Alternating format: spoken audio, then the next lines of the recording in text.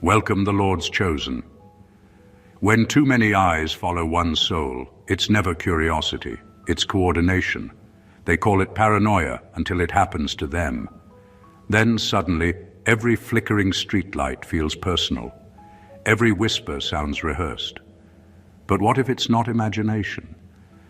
Studies in human behavior reveal that when a person stands out too brightly in a system built on conformity, the collective instinct is not to understand them, but to monitor them. Chosen ones, let's be honest. You've felt it. The weird stares that last too long. The strangers who seem to appear everywhere you go. The sudden pattern of coincidences that stopped feeling coincidental 3 months ago. You're not crazy. You're just noticeable in a world allergic to authenticity. See, when you carry light, you don't need to announce it. It announces you. And that's exactly why you've become a walking glitch in people's comfort zones. They're not stalking you because you're weak. They're circling because your very existence makes their illusions tremble. And yes, it's absurd, like starring in a reality show you never signed up for, except the audience has no chill and zero acting skills. But beneath the comedy lies a deeper truth. What's happening around you isn't random. It's spiritual surveillance, proof that your vibration is rewriting frequencies in real time. So before you let confusion turn into fear, lean in. Because once you understand why they won't stop watching, you'll realize the real show isn't you being followed. It's them being exposed. Number 1, they're not studying you. They're starving off your frequency. That's the truth most people won't admit, because it sounds too mystical to be real. But the energy you carry isn't ordinary. It's grounded, alive, magnetic. And people who've lost touch with their own essence can't help but reach for it, even unconsciously. When you walk into a space, the atmosphere shifts. The unhealed notice it first. Not because they understand it, but because they feel the deficit within themselves. You become the spark they don't know how to generate. They pretend they're curious. They pretend it's about you being different. But it's never just curiosity. It's hunger. Not for knowledge, but for nourishment. Emotional, spiritual, and energetic. These are people who've numbed their souls to fit in with everyone else, and now they orbit you like satellites hoping to steal a signal. They study your body language, your silence, your reactions. They analyze the way you hold your peace when others would lash out. What they're really doing is trying to decode the source of your calm, because they've lost their own. You're not just being watched, you're being fed on. Every glance, every rumor, every forced encounter is an attempt to drain what they no longer possess, inner balance. You operate on authenticity while they run on borrowed energy. That's why they don't want to leave you alone. It's not obsession in the romantic sense, it's dependency. You've become a walking reminder that there's something beyond the artificial. And that makes them both fascinated and furious. They might never admit it, but they need you to keep doubting yourself. Because if you ever stood in your full awareness, their attachment would break. The second you stop giving attention to their tactics, they lose their power source. That's why the harassment feels relentless. It's the reaction of a system sensing starvation. The more you rise in vibration, the less they can reach you. So when you feel eyes on you or strange energy surrounding you, understand it's not about your weakness. It's about your abundance. They're not studying you to understand you. They're circling, hoping to consume what they can't cultivate within themselves. And that's the ultimate proof that your light is real. It's feeding a world that forgot how to shine. Number 2, you're the mirror they can't escape. That's why they react so strongly to your presence. Not because you've done anything to them, but because being around you forces them to see what they've buried deep inside. Most people spend their lives running from truth, hiding behind distractions, and pretending their wounds don't exist.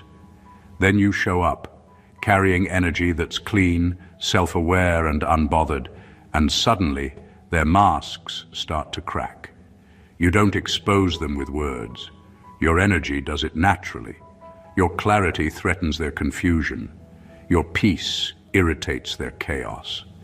Your self-control reveals their lack of it. You've become the reflection they didn't ask for but can't unsee. Every insecurity they've been suppressing comes to the surface when you're around. They start feeling judged, even when you've said nothing. They feel small, even though you haven't tried to make them. That's what true light does. It reflects, not attacks. It shows people what's within them without needing to condemn them. But for someone who's not ready to face their own shadows, that reflection feels like exposure. That's why they gossip, why they compete, why they turn cold for no reason. It's all deflection. They can't handle what your presence brings up in them, so they shift blame outward. You become the problem, the target, the excuse. It's easier for them to call you strange than to admit they've been faking confidence all along. And the more you grow, the sharper that mirror becomes. You're evolving, but their avoidance is staying the same, and that contrast makes them uncomfortable. They'll say you've changed, when in truth you've simply stopped shrinking to make them comfortable. You stopped dimming your awareness to blend in with people still at war with themselves. You became the evidence that healing is possible, but that's a heavy truth for those who've built identities around denial. So understand this. Their reactions have little to do with who you are and everything to do with what you reveal. They're not running from you, they're running from their own reflection showing through you. You didn't choose to be their mirror, but you became it by default. And the irony is, the same reflection that makes them uncomfortable is the one that could free them if they were brave enough to face it. Number 3, it's psychological parasitism disguised as attention. That's what gang stalking really is at its core. Not random people with nothing better to do, but an energetic feeding system built around distraction. These people don't just want your time. They want your focus, your peace, your emotional reaction. Every glare, every interruption, every staged coincidence is designed to drain you from the inside out, because attention is energy. And if they can control where yours goes, they control your vibration. Most of them don't even know what they're doing on a conscious level. They think they're just keeping tabs, getting information, or making you uncomfortable. But behind those small actions is a darker pattern. They're part of a loop that feeds on the energy of the awakened. The chosen ones aren't attacked for what they do. They're targeted for what they carry. You represent awareness in a world built on illusion. And awareness can't be controlled. It can only be distracted. That's why the noise never stops. It's not about you being paranoid. It's about them keeping you reactive. The whole system thrives on reaction. The moment you get frustrated, they win. The moment you start doubting yourself, they recharge. That's the game. To make you question your intuition until you silence it yourself. And once they've done that, you're no longer a threat. You become too tired to rise, too mentally exhausted to create, too emotionally drained to connect with your own power. That's how parasitic energy works. It doesn't need to defeat you. It just needs to keep you distracted long enough to make you forget who you are. But once you see the mechanism, the illusion breaks. The key isn't fighting back. It's withdrawing your energetic consent. Don't feed the pattern. Don't let your focus become their supply. When you stop reacting and start observing, the control collapses. Their tactics lose their charge because they can't attach to a calm, grounded mind. Awareness itself becomes your shield. That's why this isn't about fear. It's about clarity. Once you recognize that what looks like attention is actually manipulation, you stop taking it personally. You stop playing their game. And when you stop playing, they lose the only power they ever had, your energy. Number 4, you trigger collective insecurity just by existing. You don't have to try, perform, or prove anything. Your energy alone disrupts the comfort zone of those who built their confidence on appearances and validation. You carry a natural authority that doesn't come from status or recognition, but from self-awareness. That's what unsettles people. They can sense that you move differently. You're grounded in something real, while they're still holding up masks that require constant approval to stay intact. Your very presence exposes the imbalance between who they pretend to be and who they truly are. When people haven't done the inner work, your peace feels like provocation. They start questioning themselves without even realizing why. You remind them of the strength they abandoned, the truth they ignored, and the freedom they traded for acceptance. And because they can't face that within themselves, they project it onto you. Suddenly you're too confident, too quiet, or too intense. It's never really about you. It's about what you awaken in them. You highlight the gap between their potential and their reality, and that reflection stings. They might try to compete with you, gossip about you, or discredit you, not because you've wronged them, but because your energy challenges their false sense of superiority. You're effortlessly what they're pretending to be, and that breeds resentment. Your existence makes their inner performance harder to maintain. Even your silence speaks truth, and truth has a way of stripping away illusions. But the beauty in all this is that you don't need to change or shrink to make others comfortable. Their insecurity isn't your responsibility. It's their invitation to heal. You're not here to cater to fragile egos. You're here to hold frequency. Every reaction they have to you is a sign that your energy is doing what it's meant to do. Reveal, not please. So don't misinterpret the tension you feel around people as rejection. It's actually recognition. They feel your power before they understand it. You remind them that authenticity still exists, and for some that's terrifying. You're not the cause of their discomfort. You're just the mirror that refuses to lie. And that alone makes you unforgettable in a world addicted to pretending. Number 5. Their mission isn't to destroy you, it's to disrupt your becoming. The aim was never to end your story, it was to slow your evolution. Because the longer you're distracted, the longer your power stays dormant. They don't need to stop your destiny. They just need to make you question it. That's how subtle their strategy is. If they can scatter your focus, they can silence your flow. If they can confuse your direction, they can corrupt your momentum. You're not under attack because you're weak. You're under attack because you're transitioning into something unstoppable. They've learned that the easiest way to neutralize a chosen one isn't through destruction, but through disruption. They'll flood you with noise, petty conflicts, random drama, emotional manipulation, anything that keeps your energy divided. They don't need to tear down your foundation if they can keep you too tired to build. That's why the distractions never stop. They're designed to fracture your concentration and make you live in reaction instead of creation. Once you start reacting to every little thing, you lose touch with the higher rhythm guiding your path. But the irony is, their interference is proof of your importance. You wouldn't be targeted if your becoming wasn't threatening the systems that feed on confusion. Every delay they cause, every emotional setback, every mental fog, it's all an attempt to interrupt divine timing. They want to make you doubt yourself enough to abandon the process right before breakthrough. That's how many great callings are lost, not by destruction, but by diversion. The real battle isn't physical, it's mental clarity. Protect your focus like it's sacred because it is. Your attention is creative power. Wherever it goes, energy flows. When you reclaim that, you take back control of the entire game. You stop letting them rewrite your narrative through distraction and start dictating the frequency again. So when confusion rises, take it as a sign you're close to something major. That's why the interference increases.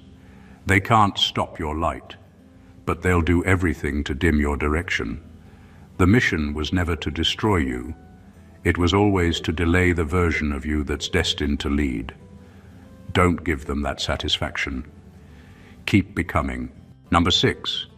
The more you rise, the more their program glitches. Every time your awareness expands, the system that once manipulated you starts to malfunction. You stop reacting the way they expect, and that breaks the rhythm they depend on. You see through patterns you used to fall for, and that alone weakens their influence. Their tactics become desperate, louder, and more erratic, not because you're failing, but because you're outgrowing their reach. When your consciousness upgrades, their old tricks lose their hold. You become an unpredictable variable in a matrix built on control, and that terrifies them. They've built their strategies around your old self, the one who cared too much, doubted too often, and reacted too fast. But once you rise in awareness, you stop moving from fear and start responding from wisdom. That shift short-circuits everything. Their emotional traps stop working.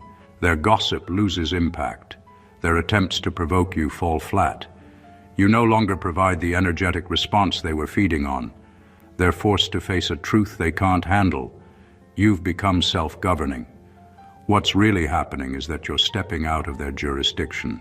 Their energy operates on control, while yours now runs on freedom. They can't access what they don't understand. And because their influence depends on predictability, your growth looks like chaos to them. They panic when you stop fitting into their expectations, so they double down, spreading rumors, creating distractions, even pretending to check in while trying to reel you back into old cycles. But none of it lands anymore. You've evolved past the frequency where they function. This is why spiritual growth often feels lonely. When your consciousness rises, the energetic contracts that once bound you begin to dissolve. People who thrived off your confusion can't follow you into clarity. You start noticing how certain energies simply can't stay connected, no matter how hard they try. And though it may feel isolating, it's actually liberation. Their program isn't failing because you're under attack. It's failing because you've upgraded beyond it. You're no longer programmable because you now recognize your own code. Awareness became your firewall. Manipulation can't penetrate where truth resides. So if the noise increases, smile a little. It only means the system is glitching and you're finally free from its control. Number 7, their unity against you is proof of your frequency.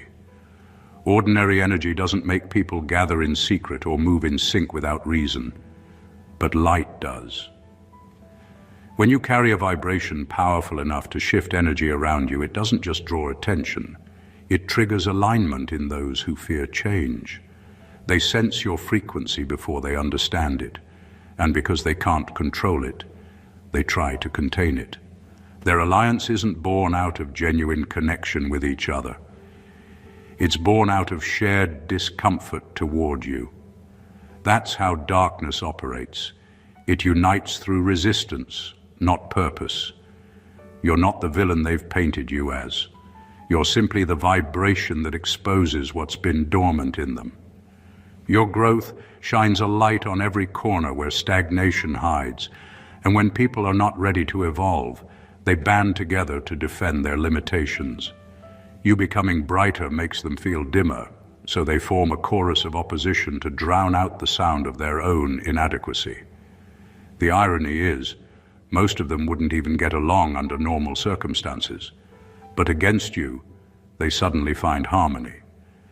That's not coincidence, that's resonance at work. They're reacting to frequency, not personality. You could be kind, quiet, or even withdrawn, it wouldn't matter. The energy you carry challenges their comfort zones. You represent what they could be if they stopped settling for mediocrity, and instead of being inspired, many choose to resist. Resistance is easier than reflection, so they gossip, compete, and form circles of false unity, mistaking mutual insecurity for strength. Yet every time they come together, they unconsciously validate your power. because it takes multiple people to counter what one awakened soul can do effortlessly. What they don't realize is that their collective focus only amplifies you. Attention is energy, and when directed towards someone operating at higher consciousness, it becomes fuel. Their unity becomes your acceleration. The same coordination meant to weaken you ends up spotlighting your purpose. So don't be discouraged by the alliances forming against you. Let them confirm what you already know. Your frequency is powerful enough to disturb entire systems. The fact that you require group resistance means you're not average. You're the reminder that truth can't be silenced no matter how many voices try to speak over it. Number 8. They need you reactive, not reflective. The entire system of manipulation depends on your emotional engagement. The moment you start reacting to every slight, every insult, every staged inconvenience, they win. They don't need to physically harm you. They just need to keep you emotionally unstable. Because when you're reactive, you become predictable, and predictability is control. They already know how to push your buttons. All they need is for you to keep pressing them for them. That's how they drain you, not through power, but through provocation. Your awareness is their biggest threat, because awareness exposes the game. Once you start observing instead of reacting, you break the feedback loop that keeps their energy alive. You see the setup for what it is, psychological bait, designed to lure you into emotional chaos. They want you angry, defensive, explaining yourself, trying to prove your innocence or goodness. They thrive when you lose balance because your anger gives them access to your energy field. Every reaction transfers a little bit of your power to them. That's why confusion and irritation are their favorite tools. They don't need to destroy you, they just need you to stay distracted by them. But reflection changes everything. When you choose to pause and analyze instead of react, the manipulation falls apart. You start realizing how much of the noise around you was engineered to keep you off center. You stop matching their energy and start mastering your own. That shift makes you untouchable. They can't control a calm mind, and they can't feed on someone who's no longer emotionally available to their games. Emotional sovereignty is rebellion at its highest form. It's the quiet power that starves every parasitic connection. When you refuse to let external chaos dictate your internal state, you reclaim the throne of your own consciousness. You become the observer instead of the puppet. You stop dancing to their rhythm and start moving in alignment with your own. The truth is, your stillness is their starvation. They can't feed where there's no friction. When you stop reacting, their power source dies out on its own. The noise fades, the chaos loses direction, and the illusion of control collapses. Master your emotions, and you master the entire battlefield, because they can't fight what no longer fights back. Number 9. It's not personal, it's energetic warfare. That's the first truth that sets you free. Most of the people targeting you have no real idea why they're doing it. They think it's just a feeling, a dislike, or a random urge to compete with or criticize you. But it's deeper than that. You're not dealing with individuals. You're dealing with energy currents using individuals as channels. The dark matrix operates through the unhealed, the unaware, and the easily influenced. When your vibration rises, you naturally disrupt those frequencies. And rather than confronting their own imbalance, these people unconsciously act as antennas, transmitting interference meant to weaken your signal. That's why the attacks often feel strangely organized, almost coordinated, even when the people involved don't seem connected. They're being guided by a lower frequency, responding to an energy they can't name but instinctively obey. You become a target not because of something you've done wrong, but because of something you've done right. You've detached from the programming. You're no longer under the hypnotic influence of collective fear, and that makes you visible to the system that thrives on it. The warfare isn't physical, though it plays out through physical channels. It's spiritual and psychological. It's the constant attempt to infiltrate your peace, to make you feel watched, misunderstood, or unsafe. It's designed to drain your energy through paranoia or self-doubt.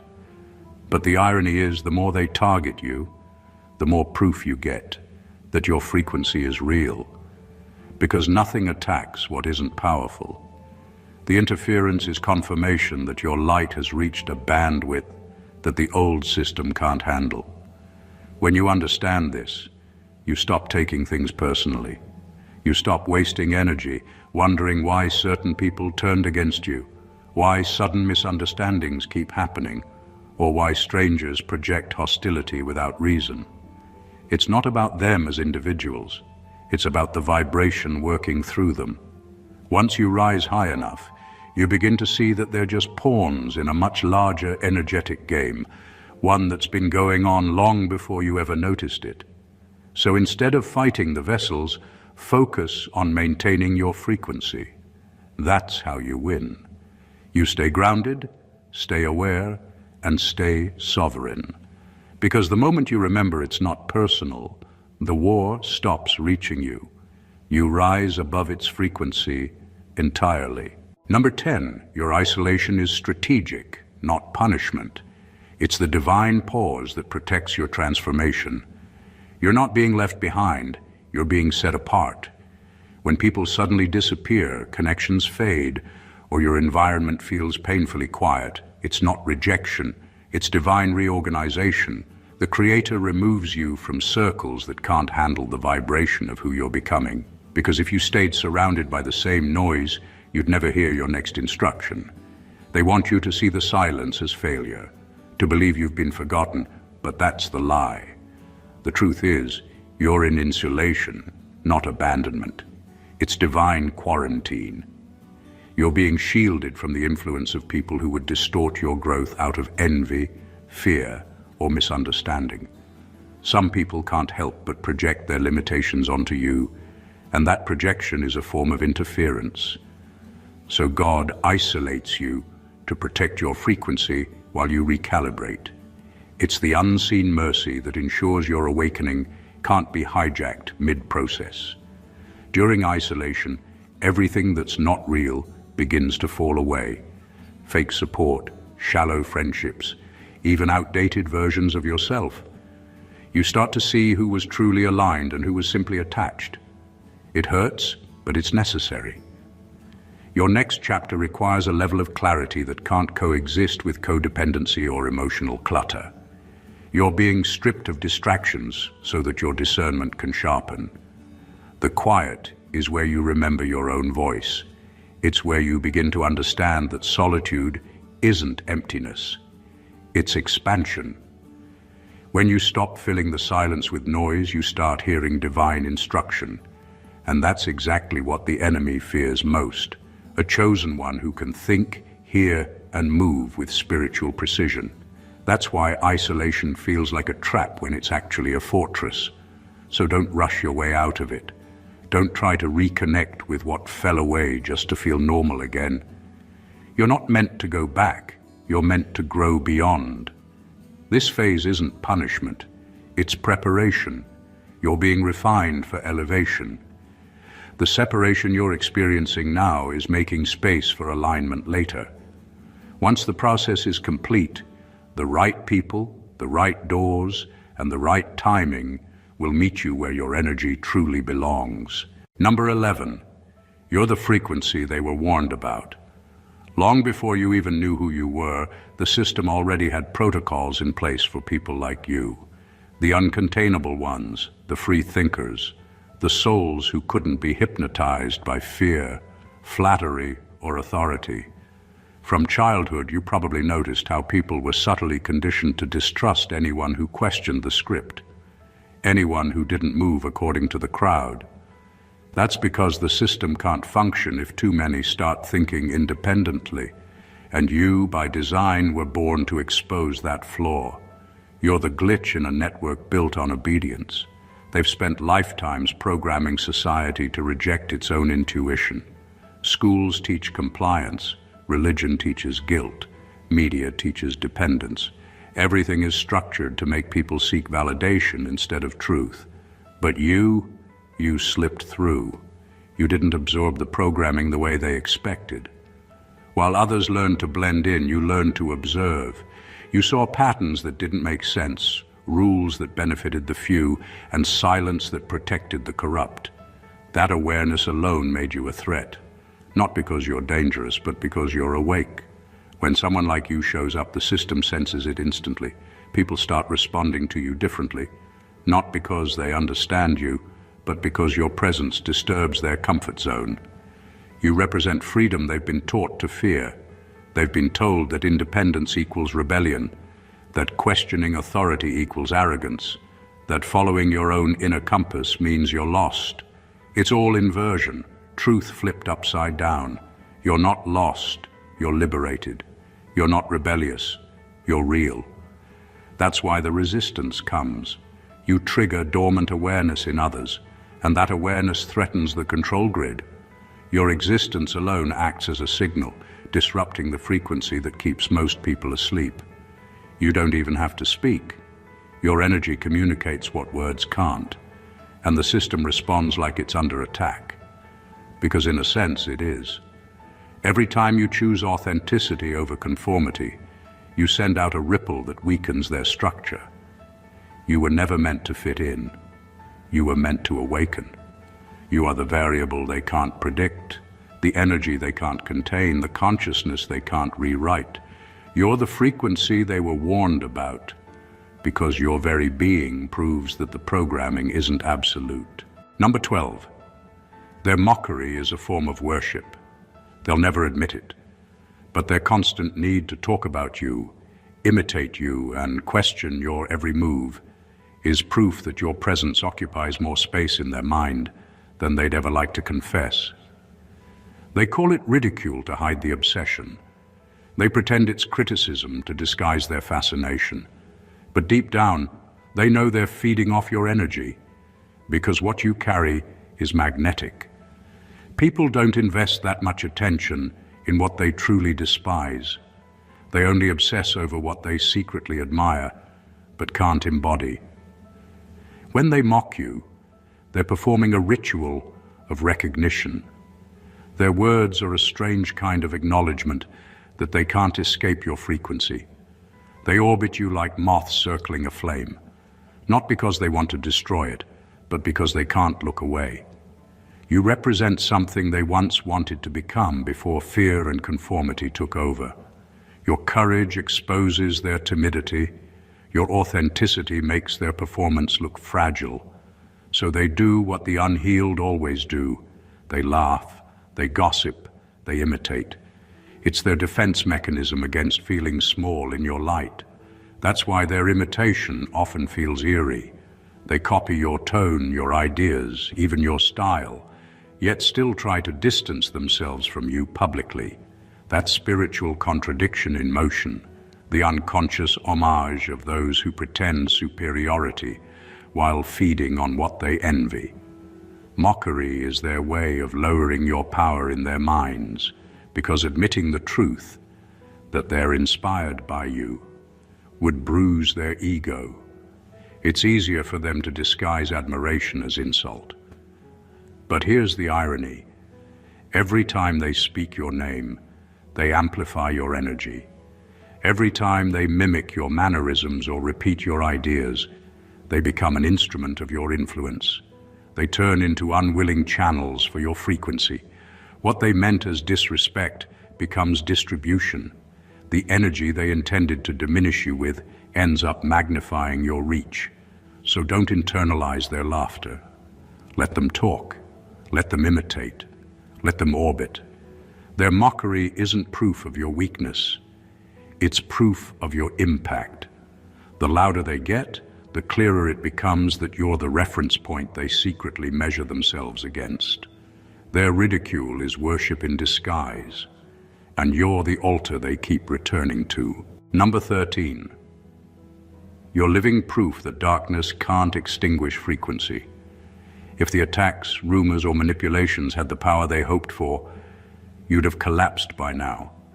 But instead of breaking, you adapted. Instead of dimming, you expanded. Every attempt to silence you only sharpened your awareness and strengthened your resilience. What was meant to end you became the training ground for your evolution. The pressure they applied forged the version of you that can't be deceived anymore. That's how spiritual alchemy works. Pain gets recycled into power, and interference transforms into initiation. You were never supposed to stay hidden. That's why the darkness targeted you early. It saw potential you hadn't even recognized yet. It understood your light before you did, and that light threatened the structure of control. So they threw everything they could: confusion, isolation, character attacks, energetic interference, hoping to dim you before you realized who you were. But every assault refined you instead of destroying you. You learned discernment. You learned how to protect your energy. You learned how to see manipulation for what it is. They accidentally trained the very soul they wanted to break. Now you operate from a frequency that can't be touched. The same people who tried to discredit you now find themselves studying your strength, wondering how you survived what should have ended you. The truth is, you stopped fighting them and started mastering yourself. You realized that your power doesn't come from being untouched by darkness. It comes from transmuting it. You turned interference into insight and pain into precision. That's why you no longer fear opposition. You understand it's part of your calibration. You've become the signal they can't suppress. Every time they tried to bury you, they unknowingly planted you deeper into purpose. The noise around you became background music to your growth. You learned that frequency isn't about being louder. It's about being unwavering. And now, no matter what comes, you radiate stability in a way that confuses those who once tried to destabilize you. So stand tall in that truth. You're living evidence that light doesn't just survive darkness, it transforms it. You didn't just endure, you evolved. What was meant to silence you turned you into a transmission. You're not a survivor of the storm. You are the frequency that outlasted it. Number 14, the final stage isn't escape. It's transcendence. At this point, you're not running, proving, or fighting anymore. You've outgrown the need to be understood or defended. The same energies that once hunted your peace now struggle to locate you because your vibration no longer matches their frequency. What used to disturb you can't even reach you now, not because the noise disappeared, but because you stopped tuning into it. You've evolved beyond the energetic bandwidth where their tactics operate. This is the part they never expect, that the one they tried to exhaust would eventually ascend. They spent so much time trying to keep you reactive, but instead you became reflective. You learned that retaliation is still a form of attachment, and escape is just resistance disguised as freedom. True liberation comes when you realize there's nothing to escape from, only energy to rise above. And once your frequency stabilizes at that higher level, the entire system they used against you becomes obsolete. It simply stops working. When you operate from transcendence, they can't track you emotionally. Their projections can't land because there's no inner wound left for them to attach to. You no longer respond to provocation with fear or frustration. You respond with neutrality, and that neutrality dismantles every energetic hook they've ever used. That's why peace is their greatest confusion. They can't manipulate what doesn't mirror them. This is where power becomes effortless. You realize that your consciousness itself is the firewall. The moment you stop vibrating in defense, the interference loses access. They can only affect what you still fear, and fear can't survive in awareness. So you move differently now, unbothered, untraceable, untouchable. You've become an energetic anomaly in a world that feeds on reaction. And that's the true endgame, not escape, but elevation. Not silence out of fear, but calm born from mastery. You didn't just rise above the gang-stalking, you out-frequencied it. You became proof that higher consciousness isn't a hiding place. It's a dimension where lower energies can't exist. You didn't run from the darkness. You outgrew it. They can't follow you anymore because where you're going, their vibration simply doesn't exist. In the end, everything you faced, the stalking, the whispers, the coordinated confusion, was never about destruction. It was about initiation. You were being trained in real time to master the one thing they fear most, your own consciousness. The gang stalking was never truly about you as a person, it was about your frequency. It was a response to energy that refused to submit, light that couldn't be dimmed, truth that kept vibrating even under pressure. Every attempt to break you only revealed how unbreakable you are. They thought they were testing your limits, but they were actually witnessing your becoming. Now you see it. None of it was random. Every season of isolation was divine insulation. Every act of mockery was proof of your influence. Every interference was an invitation to refine your discernment. What once felt like persecution was actually protection in disguise. You weren't being cornered. You were being carved into precision. They tried to make you question your sanity, but all they really did was force you into mastery. You've become the living embodiment of spiritual resilience, a frequency too pure to be manipulated, too aware to be deceived, too elevated to be touched. The war around you was never truly external. It was energetic, and you won not by retaliation, but by transformation. You stopped being a target the moment you stopped vibrating on their level. Your peace became the revolution. Your awareness became the weapon. Your frequency became the firewall. So now, you don't just survive, you transmit. You move through the world as evidence that darkness cannot erase what was born from divine source. You are proof that truth doesn't need defense, it only needs endurance. You're no longer reacting to gang stalking. You've transcended it. They can't reach what no longer resides in fear. Let this be your reminder. You were never the hunted. You were the awakening disguised as the target. The very attention they gave you was confirmation that your light disrupted their program. And now, the game has flipped. You've evolved beyond their reach. If this message resonated with you, don't forget to subscribe to the channel, like the video, drop a comment sharing your experience, and share this with someone who needs to remember who they are. Your story isn't one of survival, it's one of ascension, and the world needs to hear it. Stay blessed always.